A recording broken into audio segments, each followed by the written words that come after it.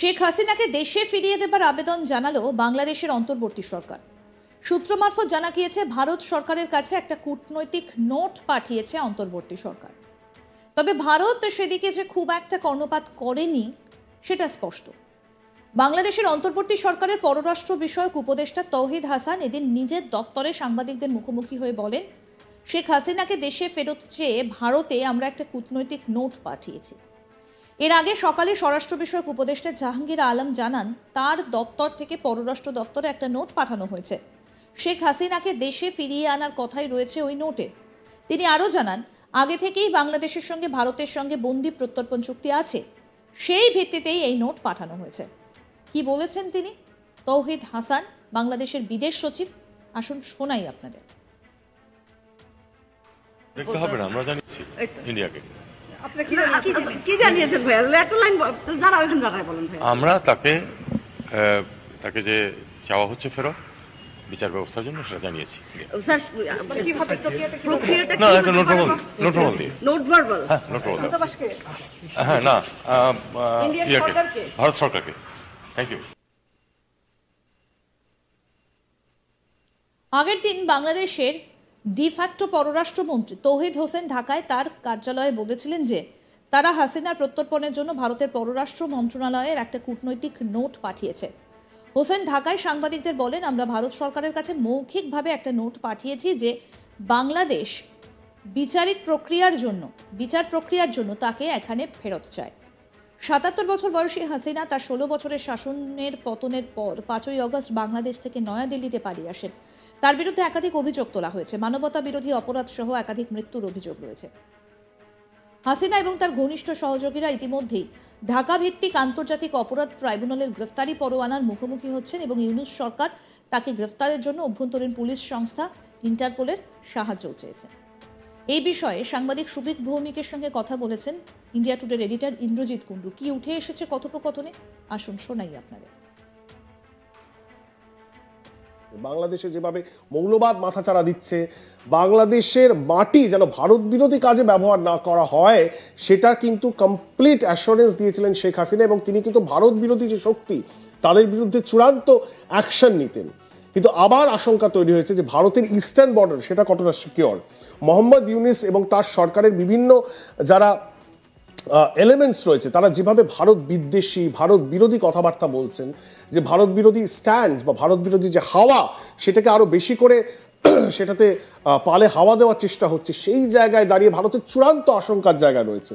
সেখানে গিয়ে ভারত কি বাংলাদেশের এই অ্যাডমিনিস্ট্রেশনের সাথে, মানে মোহাম্মদ ইউনূসের অ্যাডমিনিস্ট্রেশনের সাথে সুসম্পর্ক বজায় রাখার জন্যে একজন long term friend Sheikh Hasina তাকে জলাঞ্জলি দেবে, তাকে বলি দেবে, নাকি নিজের একটা স্ট্র্যাটেজিক ডিসিশন নিয়ে শেখ হাসিনাকে একটা বার্গেনিং চিপ রেখে ভারত বাংলাদেশকে একটা শিক্ষা দেওয়ার চেষ্টা করবে, মোহাম্মদ ইউনূস সরকারকে কিছুটা হলো বাগে আনার চেষ্টা করবে? আরো অনেক পদ্ধতি রয়েছে, আমরা এই বিষয়টা নিয়ে আলোচনা করব। আমাদের সাথে এই মুহূর্তে রয়েছেন লং টার্ম বাংলাদেশ ওয়াচার, পশ্চিমবঙ্গের এমন একজন সাংবাদিক যিনি অনেক দশক ধরে বাংলাদেশকে খুব ক্লোজলি মনিটর করেছেন এবং বাংলাদেশকে অনেকের থেকে খুব ভালো চেনেন। সুবীর ভৌমিক আমাদের সাথে রয়েছেন। সুবীর, এত বড় একটা ডেভেলপমেন্ট অফিসিয়ালি আজ বাংলাদেশ জানিয়ে দিল তারা শেখ হাসিনাকে ফেরত চায়। হ্যাঁ, অনেক চাপ রয়েছে ইউনূস সরকারের ওপর, যে ধরনের হাওয়া তারা তৈরি করেছেন বাংলাদেশে এই মুহূর্তে পাবলিক সেন্টিমেন্ট, সেখানে গিয়ে তো চাপ রয়েছে এবং সেই চাপের কাছে নতি স্বীকার করে তাদেরকে এই কাজটা করতেই হতো। কিন্তু আদেও কি মোদী সরকার কোন রকম ভাবে বিষয়টাকে সিরিয়াসলি নেবে বলে মনে হয়? দেখো, প্রথমে আমি তোমার সাথে দ্বিমত পোষণ করবো। ইউনূসের উপর চাপটা ইউনূসের এটা নিজেরই এজেন্ডা। যেহেতু ইউনূসের বিরুদ্ধে শেখ হাসিনা ক্ষমতায় থাকার সময় মামলা মোকদ্দমা হয়েছিল, এমবেজেলমেন্ট, মানি লন্ডারিং ইত্যাদি, ইউনূসেরও একটা পার্সোনাল এজেন্ডা আছে শেখ হাসিনাকে, হ্যাঁ, একেবারে ব্যক্তিগত এজেন্ডা এই জায়গাতে আছে। হ্যাঁ, এবং এদের দুজনের মধ্যে সম্পর্ক মোটেই ভালো না।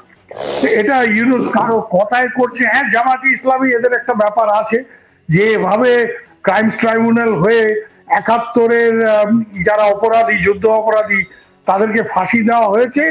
তারা মূলত বেশিরভাগই জামাতে ইসলামীর লিডার, একজন শুধু বিএনপির ছিলেন সাকা চৌধুরী, সালাউদ্দিন কাদের চৌধুরী। তো এখন এদের এজেন্ডা এটা যে শেখ হাসিনা এবং আওয়ামী লীগের কিছু বর্ষিয়ার নেতাকে এরা ফাঁসিতে তুলবে। মানে প্রতিশোধ নেবে। বাংলাদেশ ইতিমধ্যে একটা প্রতিশোধ রাষ্ট্রে পরিণত হয়েছে। আমি এটা নিজেই লিখেছি, vendetta republic. Bangladesh has become a vendetta republic. তো এইখানে ওদের এজেন্ডা, এখানে ইন্ডিয়ার এখানে এই মুহূর্তে এই যে ওরা হাসিনাকে ফেরত চাচ্ছে, এর বেসিসটা কন্টেস্ট করার অনেকগুলি গ্রাউন্ড আছে। শেখ হাসিনা কি কনভিক্টেড হয়েছে? আপনারা বলতে পারেন যে এর আগে যখন শেখ হাসিনা অনুপ চেতিয়াকে ফেরত পাঠিয়েছিল, আলফা নেতা অনুপ চেতিয়া প্রত্যাবর্তন হয়েছিল চুক্তি হওয়ার পর, তো অনুপ চেতিয়ার বিরুদ্ধে এখানে শুধু মামলা ছিল না, Anup Chetia was convicted of sedition. Right. Bharat বিরোধী কার্যকলাপ, ভারতের অখণ্ডতা এবং তার যে ভৌগোলিক অখণ্ডতা চ্যালেঞ্জ করার জন্য আলফার নেতাদের বিরুদ্ধে মামলা হয়েছিল, সেডিশনের মামলা ছিল, দে ওয়ার অল কনভিক্টেড। তো এখানে শেখ হাসিনা কি কনভিক্টেড হয়েছে? বাংলাদেশে কোটি কোটি মামলা হয়েছে, কোটি কোটি বলতে আমি লিটারালি মিন করছি না, কিন্তু যার তার বিরুদ্ধে মামলা হয়েছে, সাংবাদিকদের বিরুদ্ধে মার্ডার কেস হয়েছে।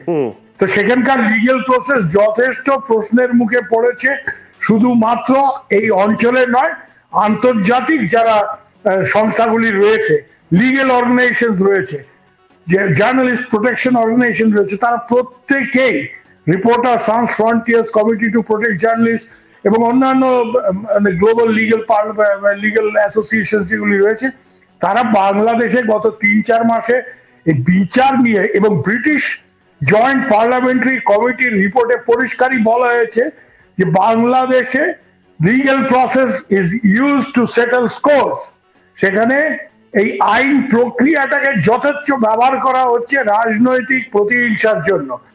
তো যেখানে এই লিগ্যাল প্রক্রিয়াটা প্রশ্নবিদ্ধ, সেখানে শেখ হাসিনার বিরুদ্ধে কোনো চার্জ যেগুলি আনা হয়েছে, হত্যা ইত্যাদি, সেগুলি প্রমাণিত হলো না, তুমি তাকে ফেরত চাইছো।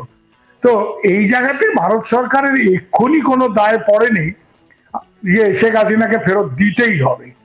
এখন এরা যদি ইন্টারপোলকে দিয়ে রেড কর্নার নোটিশ ইস্যু করাতে পারে, ইন্টারপোলও সেটা ইস্যু করার আগে হাজারটা জিনিস চিন্তা করবে। ইন্টারপোল তো আর ইউনুস সাহেবের বাবার জমিদারি না, তো মানে ইন্টারপোল নিজে নানা রকম মানে সব জাজ করে তারপরে রেড কর্নার নোটিশ ইস্যু করবে if there is sufficient ground. এর আগে বাংলাদেশের স্বরাষ্ট্র উপদেষ্টা জাহাঙ্গীর আলম বলেন যে তার কার্যালয় ভারত থেকে বহিষ্কৃত প্রধানমন্ত্রীর প্রত্যর্পণের অনুরোধ জানিয়ে পররাষ্ট্র মন্ত্রণালয়কে একটা চিঠি পাঠিয়েছে। তিনি সাংবাদিকদের বলেন, আমরা তার প্রত্যর্পণের বিষয়ে পররাষ্ট্র মন্ত্রণালয়ে একটা চিঠি পাঠিয়েছি, বর্তমানে প্রক্রিয়া চলছে।